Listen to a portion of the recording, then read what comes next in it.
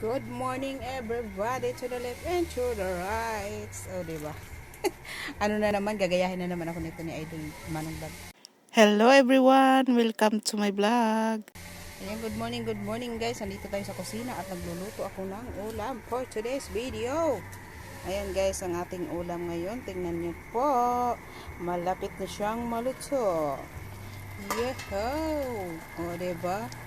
Ang ating ulam ngayong tanghalian, ayan, diba? So, ayan na guys. Ayan na siya, luto na. Pakunti na lang yung sabaw, paubusan natin to siya ng sabaw. Ayan, o diba?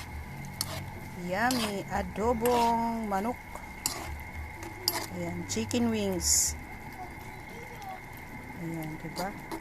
Paluto na siya. So, ayan na nga guys, paluto na to. Paluto na talaga siya as in. Ayan. Medyo naano na yung buto. Ayan, natin na nyo. Hindi pa, konti pa.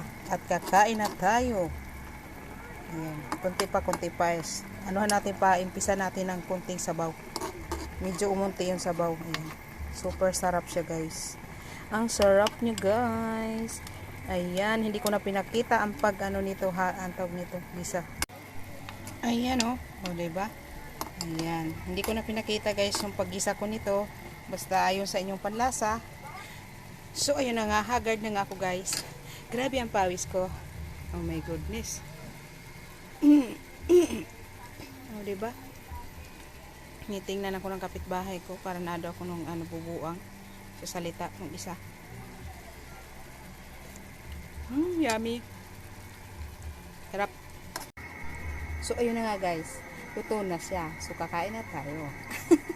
Ayun na siya guys. Okay na to kasi gustong-gusto ng Junana ko na ano na ang tawag nito na maraming sabaw.